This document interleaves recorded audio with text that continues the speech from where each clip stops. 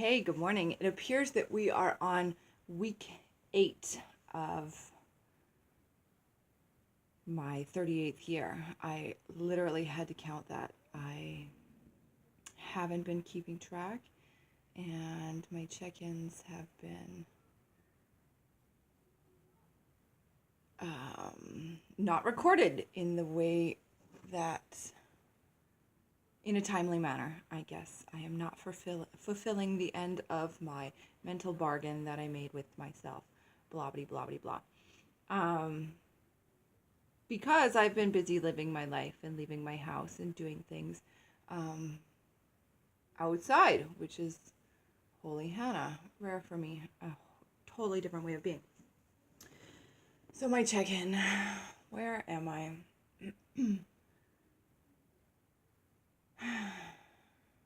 So I can feel my brain going to all the different places and spaces where I feel I need to catch you up to speed in my world, and that's not meaningful to me. So in this moment, this morning, I feel really connected to my mother. I'm trying to make her Christmas cookies, and she made a brown sugar version of sugar cookies, and it's never worked out for us. So my sister expressed a want for the cookies, and I've thought about them probably every year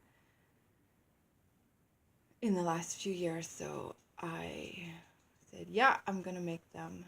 And so I'm currently trying them.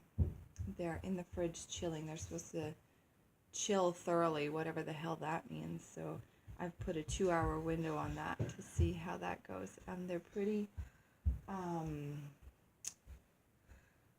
dry in this moment. So I don't know if the refrigerator helps with that, but we'll see how that goes.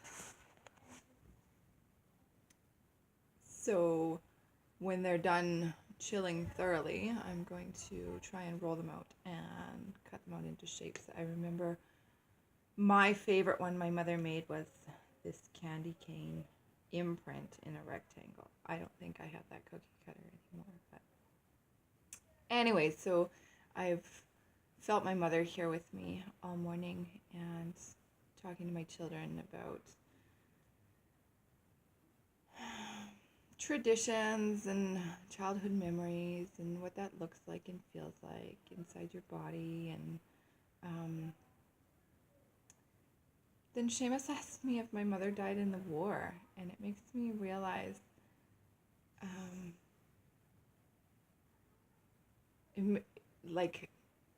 it makes me marvel in the inner workings of children's brains. And we've talked about my mother throughout the years and how she passed, and without going into a lot of detail.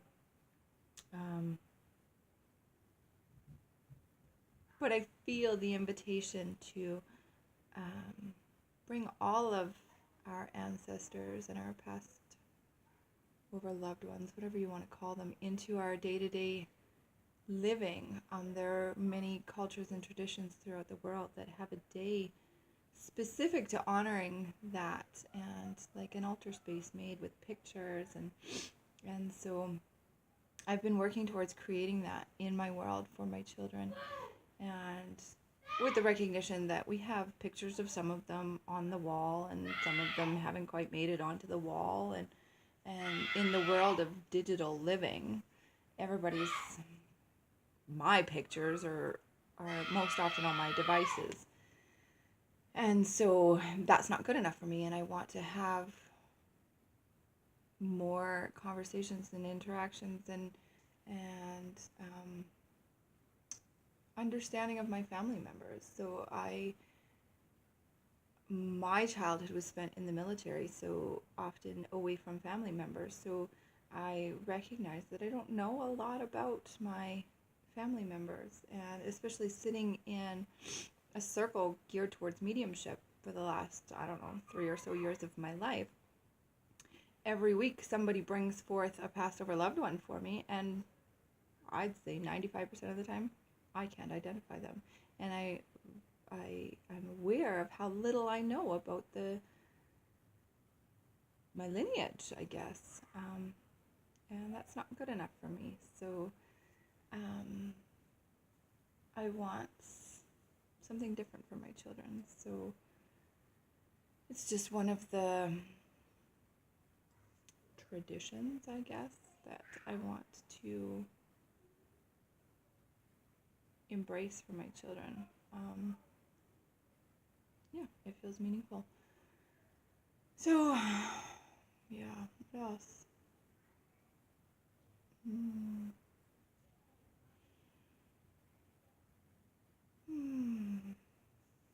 In this moment, like I said, I don't want to um, calibrate for all that is and transpires, because to go back and kind of catch you up um,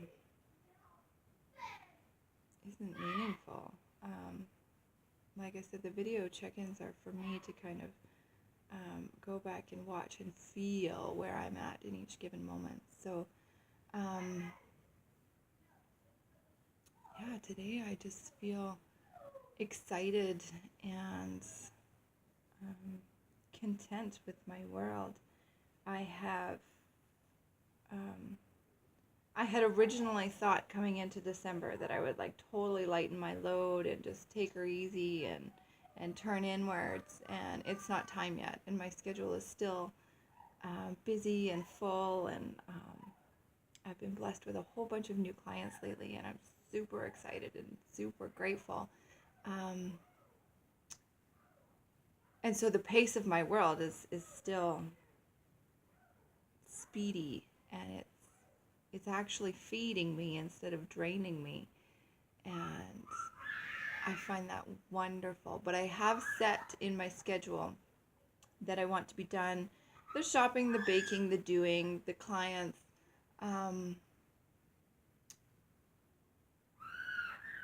as of solstice. That's my goal. So I'm really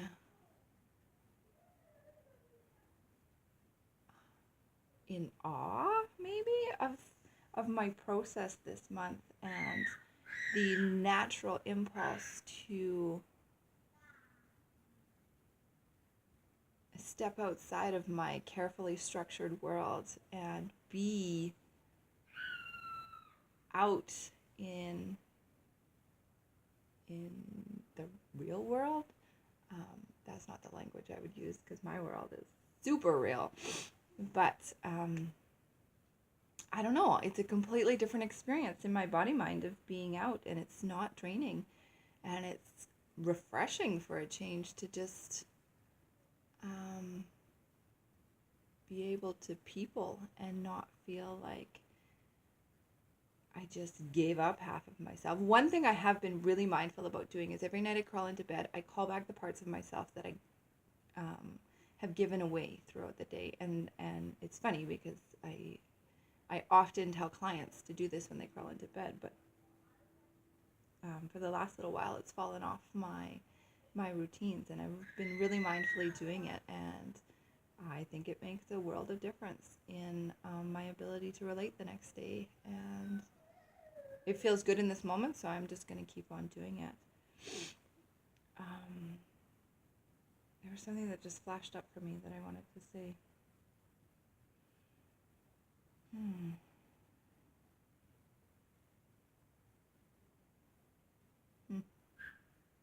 It's gone.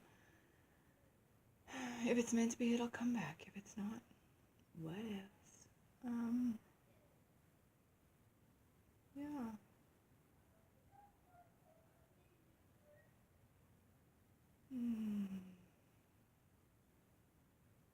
I had a moment of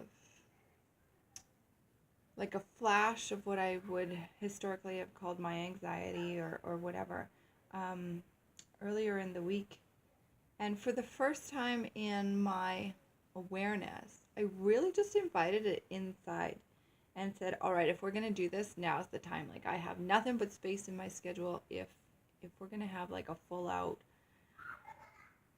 I don't like the word panic attack.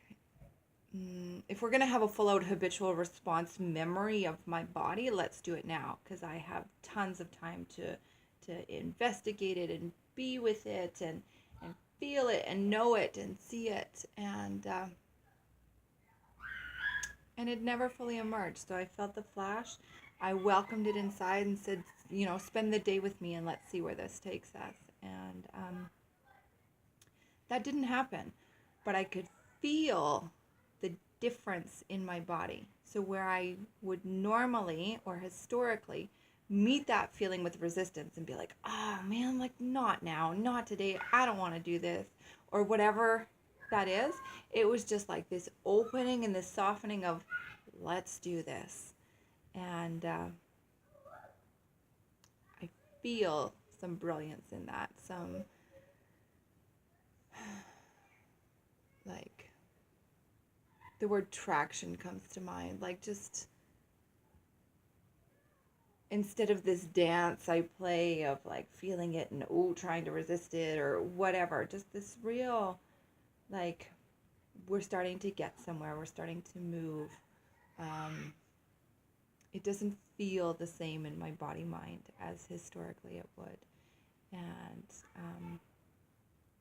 that feels profound. And one of the things I've been aware of wanting, one of the techniques I've been using with my clients is, focusing on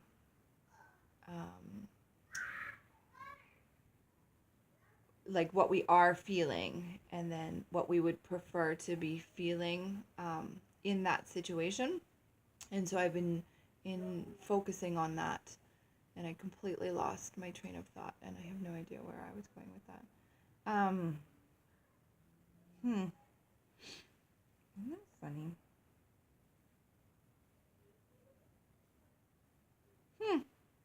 Anyways, there was something in the circle and the cycle of the doing and the feeling and the knowing or whatever, something in there. So yeah.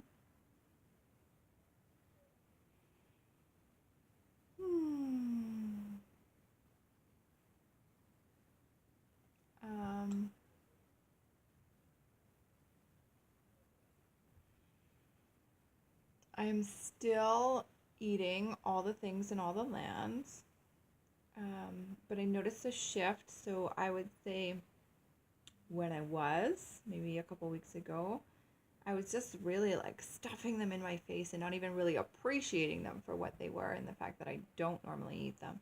And so I feel the shift in the mindfully eating all the things in all the lands. So when I choose to eat the shortbread, I savor it, kind of like my coffee experience, and I really enjoy it. And so that feels different. My skin is still covered in little bits of eczema, and I'm still mindfully choosing to eat things because I know that my body has a food reaction, but it's not just about the food. And so I feel like I'm my own science experiment right now, and I have every intention of charting, I'm going to call it my mindfulness experience this time, and changing all of my behavior. So I'm going to take the thermal images of my own body and follow my process through, changing what I put into my body, changing my exercise. And by changing, I mean actually exercising on purpose, mindfully. And then I set the intention yesterday that I'm going to schedule an appointment with myself. So I will be my own client on a scheduled, regular basis to check in with my experience of calling myself back at night, and to check in with